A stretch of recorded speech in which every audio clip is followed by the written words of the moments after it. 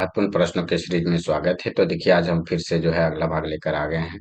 तो इसमें हम पढ़ेंगे कि हमारे कौन कौन से जो है मौलिक अधिकार है और कौन कौन से महत्वपूर्ण प्रश्न है। करंट अफेयर्स भी 5 मैं लेकर आया हूं, जो कि अंतिम 5 प्रश्न करंट अफेयर्स है, जो कि आने वाले आगामी जितने भी आपका एग्जाम होने वाले हैं जनरल कॉम्पिटिटिव का, सभी के लिए अति महत्वपूर्ण होने वाले हैं। खास करके ये बिहार एसएससी और एसएससी जीडी और ये जो जितने भी बिहार पुलिस ये सब एग्जाम होने वाले हैं, उसके लिए अति महत्वपूर्ण होने वाला है। ठीक है, तो हमारा पहला प्रश्न है कि मौलिक अधिकार तथा राष्ट्रीय आर्थिक नीति पर किसके द्वारा प्रस्ताव किया गया। ठीक है, तो मौलिक अधिकार तथा राष्ट्रीय आर्थिक नीति पर जो है किसके द्वारा जो है प्रस्ताव पारित किया गया था। तो यह जो है मौलाना अबुल कलाम आजाद द्वारा जी द्वारा ये किया गया था। यानी कि मौलिक अधिकार और राष्ट्रीय आर्थिक नीति कौन लाए थे? तो मौलाना अबुल कलाम जी लाए थे। इसे ही जो है इन्होंने ही जो है पारित किया था। ठीक है, हमारा अगला प्रश्न है कि भारत की नेपोलियन की उपाधि किसे दी गई थी। तो देखिए, भारत का नेपोलियन किसे कहा जाता है? तो भारत के नेपोलियन की उपाधि समुद्रगुप्त को दी गई थी। तो 2 नंबर ऑप्शन सही उत्तर हो जाएगा। ठीक है, हमारा अगला प्रश्न है चीनी यात्री फहियान किस गुप्त शासक के शासनकाल के दौरान भारत आया था। तो यहाँ पे जो चीनी यात्री फहियान है दोस्तों, यह समुद्रगुप्त दो के समय में जो है समुद्रगुप्त द्वितीय, समुद्रगुप्त नहीं, चंद्रगुप्त द्वितीय के शासनकाल के दौरान आया था। तो ऑप्शन नंबर 3 सही उत्तर हो जाएगा कि चंद्रगुप्त द्वितीय के शासनकाल में चीनी यात्री फहियान भारत आया था। ठीक है, हमारा अगला प्रश्न है यहाँ पे कि किस धातु को चाकू से आसानी से काटा जाता है। तो देखिए, यह प्रश्न जो है कई बार आ चुका है दोस्तों कि किस धातु को चाकू से आसानी से काटा जाता है। तो सोडियम को चाकू से आसानी से काटा जा सकता है और इसे जो है किरोसिन ऑयल में यानी मिट्टी के तेल में रखा जाता है। ये भी आप याद रखेंगे। ठीक है, ये पानी के इससे जो है अभिक्रिया करके जो है आग उत्पन्न करती है। तो इसे आप याद रखेंगे। अगर कहीं पे सोडियम गिरा हुआ है, उस पर पानी का छिड़काव किया जाएगा, तो वहां पे जो है आग उत्पन्न हो जाएगा। हमारा अगला प्रश्न है कि भारतीय अंतरिक्ष अनुसंधान संगठन की स्थापना कब हुई थी। तो देखिए, भारतीय अंतरिक्ष अनुसंधान संगठन की स्थापना जो है दोस्तों, वह 1969 ईस्वी में हुई थी। तो ऑप्शन नंबर 3 सही उत्तर हो जाएगा कि भारतीय अंतरिक्ष अनुसंधान संगठन, जिसको आप इसरो कहते हैं, इसरो की स्थापना कब हुई थी। तो यहाँ पे जो है हो जाएगा 1969 ईस्वी, 1969। ठीक है, हमारा अगला प्रश्न है भारतीय अंतरिक्ष अनुसंधान संस्थान का मुख्यालय कहाँ। देखिए, वहां पे है कि स्थापना कब हुआ था, यहाँ है कि मुख्यालय कहाँ है। ठीक है, तो इसका जो मुख्यालय है दोस्तों, ये बेंगलोर में है, जिसको अब जो है बंगलुरु के नाम से जाना जाता है। ठीक है, पहले ये बेंगलोर के नाम से जाना जाता था, अब ये जो है बंगलुरु के नाम से जाना जाता है। तो इसे आप याद रखेंगे। हमारा अगला प्रश्न है विश्व का सबसे लंबा पौधा कौन सा है। तो देखिए, जो विश्व का सबसे लंबा पौधा होता है दोस्तों, वह यूकेलिप्टस होता है। तो ऑप्शन नंबर ए सही उत्तर हो जाएगा कि यूकेलिप्टस जो है वो विश्व का सबसे लंबा पौधा होता है। हमारा अगला प्रश्न है झारखंड में किसे पहाड़ों की रानी कहा जाता है। तो यहाँ पे झारखंड में नेतरहाट जो है दोस्तों, उसे ही जो है पहाड़ों की रानी कहा जाता है। नेतरहाट जो है वो आपका विद्यालय भी है, जिसमें स्टूडेंट के लिए मुफ्त सुविधाएं भी उपलब्ध है। ठीक है, जैसे नवोदय जवाहर विद्यालय होता है, उसी तरह जो है नेतरहाट विद्यालय भी होते हैं। ठीक है, हमारा अगला प्रश्न है निम्नलिखित में किस रूसी यात्री ने सर्वप्रथम अंतरिक्ष में कदम रखा था। तो देखिए, इस प्रश्न में ही एक उत्तर तो आ गया कि रूसी यात्री ने सर्वप्रथम अंतरिक्ष में कदम रखा था। यानी अंतरिक्ष में कदम रखने वाला पहला व्यक्ति जो था वो रूस का था और उनका नाम था यूरी गैगरिन। तो ऑप्शन नंबर 3 सही उत्तर हो जाएगा। हमारा अगला प्रश्न है कि भारत का सबसे लंबा राष्ट्रीय राजमार्ग क्या है। तो यहाँ पे भारत का सबसे लंबा राष्ट्रीय राजमार्ग जो है NH-44 है। इसे आप याद रखेंगे कि NH-44 सबसे लंबा राष्ट्रीय राजमार्ग है।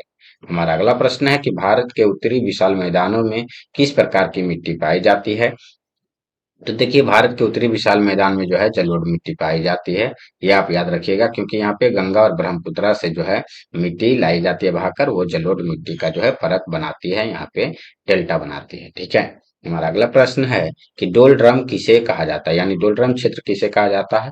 तो देखिए, जो भूमध्य रेखीय क्षेत्र होता है दोस्तों, उसे ही डोल ड्रम क्षेत्र कहा जाता है। मान लीजिए कि ये भूमध्य रेखा है, तो इसके अगल बगल का ये जो क्षेत्र होता है, उसे डोल ड्रम क्षेत्र कहा जाता है। हमारा अगला प्रश्न है कि भाषा के आधार पर भारतीय राज्यों की पुनर्संरचना किस वर्ष की गई थी। तो देखिए, भाषा के आधार पर भारतीय राज्यों की जो पुनर्संरचना है दोस्तों, वह जो है यहाँ पे 1956 में की गई थी।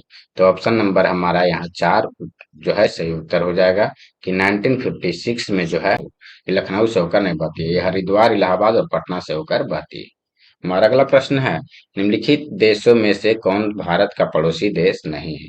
तो देखिए यहाँ पे भारत का जो पड़ोसी देश है दोस्तों, वह जो है जापान नहीं है। जापान जो है ये नेपाल, भूटान, म्यांमार, ये तीनों पड़ोसी देश है। यहाँ पे जापान पड़ोसी देश नहीं है। हमारा अगला प्रश्न है कि सलेम स्टील प्लांट कहाँ स्थित है? तो देखिए जो सलेम स्टील प्लांट है दोस्तों, वह तमिलनाडु में स्थित है। तो 2 नंबर ऑप्शन सही उत्तर हो जाएगा। सलेम स्टील प्लांट तमिलनाडु में स्थित है। हमारा अगला प्रश्न है कि भारत में कैसी न्यायपालिका है? तो देखिए भारत में जो है स्वतंत्र न्यायपालिका है, वो किसी के अधीन नहीं है। इसी कारण अभी देखे होंगे इलेक्टोरल बॉन्ड हो गया। इसके अलावा जो है जो चुनाव हुआ था आपका चंडीगढ़ के मेयर का, उसमें जो है सुप्रीम कोर्ट जो है अपना अधिकार का प्रयोग किया, दिखाया स्वतंत्र न्यायपालिका कैसा होता है, और उसके रिजल्ट को, परिणाम को उलट दिया। ठीक है। हमारा अगला प्रश्न है कि पीर पंजाल श्रेणी कहाँ स्थित है? तो देखिए पीर पंजाल श्रेणी जो है दोस्तों, वह जम्मू कश्मीर में स्थित है। तो ऑप्शन नंबर 4 सही उत्तर हो जाएगा। हमारा अगला प्रश्न है कि कथकली नृत्य किस राज्य से संबंधित है? तो यहाँ पे कथकली नृत्य जो है दोस्तों, वह केरल राज्य से संबंधित है। तो सी नंबर ऑप्शन सही उत्तर हो जाएगा। हमारा अगला प्रश्न है, झारखंड में सिंदरी किस लिए प्रसिद्ध है? तो यहाँ पे झारखंड में जो सिंदरी है दोस्तों, वो रासायनिक उर्वरक के लिए प्रसिद्ध है। तो ऑप्शन नंबर 3 सही उत्तर हो जाएगा। हमारा अगला प्रश्न है दोस्तों कि क्लाउडेड लेपर्ड नेशनल पार्क किस प्रदेश में है? तो यहाँ पे क्लाउडेड लेपर्ड नेशनल पार्क जो है दोस्तों, वह त्रिपुरा में स्थित है। तो ऑप्शन नंबर 4 सही उत्तर हो जाएगा। हमारा अगला प्रश्न है, निम्नलिखित में से वे 2 राज्य कौन से हैं जिनमें लौटते हुए मानसून के दौरान प्रायः चक्रवात आते हैं? तो आंध्र प्रदेश और उड़ीसा में जो है दोस्तों, वह लौटते हुए चक्रवात के कारण जो है वो चक्रवात आते हैं, लौटते हुए मानसून के कारण। ठीक है। हमारा अगला प्रश्न है कि भारत का सबसे महत्वपूर्ण थोक आयात वस्तु क्या है? तो भारत का सबसे महत्वपूर्ण थोक आयात वस्तु जो है दोस्तों, वो पेट्रोलियम है। तो ऑप्शन नंबर ए सही उत्तर हो जाएगा। हमारा अगला प्रश्न है दोस्तों कि बेगम हजरत महल भारत के निम्नलिखित में से किस विद्रोह से संबंधित हैं? तो बेगम हजरत महल जो है दोस्तों, वो सिपाही विद्रोह से संबंधित है। तो ऑप्शन नंबर 4 सही उत्तर हो जाएगा। 1857 के सिपाही विद्रोह से। ठीक है। हमारा अगला प्रश्न है कि एचडीएफसी बैंक की स्थापना कब हुई? तो 1994 ईस्वी में जो है दोस्तों, वो एचडीएफसी बैंक की स्थापना हुई। इसे भी आप याद रखेंगे। ठीक है। हमारा अगला प्रश्न है कि हाल ही में केंद्रीय उत्पाद शुल्क दिवस कब मनाया जाता है? तो यहाँ पे देखिए जो 24 फरवरी है दोस्तों, इस दिन जो है केंद्रीय उत्पादक शुल्क दिवस जो है मनाया जाता है। यहाँ से करंट अफेयर्स है। अब है कि 21 फरवरी को क्या मनाया जाता है? तो यहाँ पे 21 फरवरी को जो दोस्तों राष्ट्रीय प्रबंधन दिवस मनाया जाता है। राष्ट्रीय प्रबंधन दिवस, राष्ट्रीय प्रबंधन दिवस 21 फरवरी को मनाया जाता है। ठीक है। इसके अलावा अगर बात करें दोस्तों 22 फरवरी को क्या मनाया जाता है? तो 22 फरवरी को विश्व चिंतन दिवस मनाया जाता है। विश्व चिंतन दिवस। ठीक है। 22 फरवरी को हो गया विश्व चिंतन दिवस। 23 फरवरी को क्या मनाया जाता है दोस्तों? तो इस दिन विश्व शांति और समझ दिवस मनाया जाता है। विश्व शांति और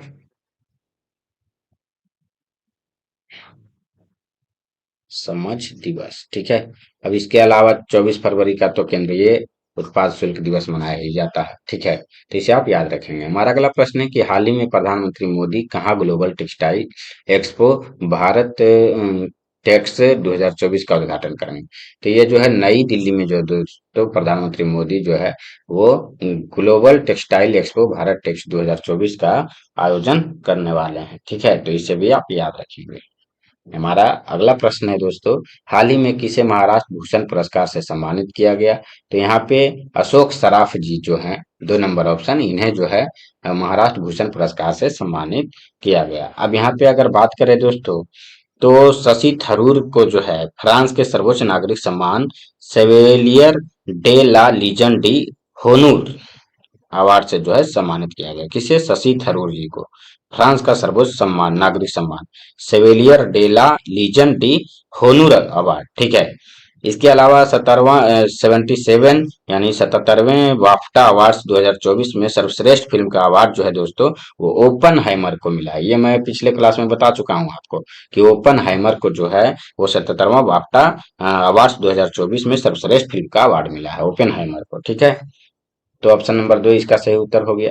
तो महाराष्ट्र भूषण पुरस्कार से अशोक सराफ को सम्मानित किया गया है। ठीक है, इसके अलावा अगर ज्ञानपीठ पुरस्कार की बात करें दोस्तों, तो 58वें ज्ञानपीठ पुरस्कार से जो है गुलजार एंड रामभद्राचार्य जी को जो है सम्मानित किया गया है। किन्हें? गुलजार साहब को और जो है रामभद्राचार्य जी को। ठीक है, इसके अलावा केपीपी नंबियार पुरस्कार से जो है वो एस सोमनाथ जी को सम्मानित किया गया है के नंबियार पुरस्कार से। ठीक है, हमारा अगला प्रश्न है कि हाल ही में भारतीय मूल के किस महिला को टाइम मैगजीन ने पर्सन ऑफ द ईयर के लिए चुना है? तो यहाँ पे लीना नायर जी जो है, उन्हें जो है भारतीय मूल के इसी महिला को जो है लीना नायर को जो है टाइम मैगजीन ने पर्सन ऑफ द ईयर के रूप में जो है चुना है। तो इसे आप याद रखिएगा कि लीना नायर को चुना है। अब ये लीना, आप बात किया जाए तो टाइम मैगजीन ने women person of the year 2024 का जो लिस्ट जारी किया है, इसमें 12 महिलाओं को शामिल किया है, विश्व के दुनिया के 12 महिलाओं को। ठीक है,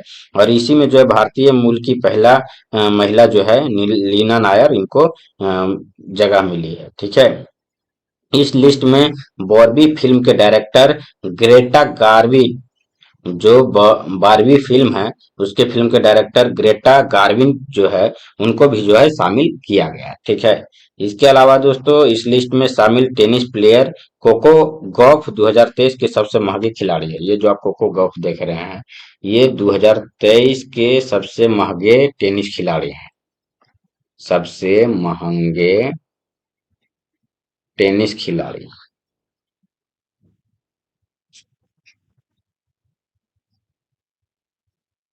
ठीक है, हमारा अगला और आखिरी प्रश्न है दोस्तों कि हाल ही में कौन भारतीय मूल के पहले बीबीसी चेयरमैन बने हैं?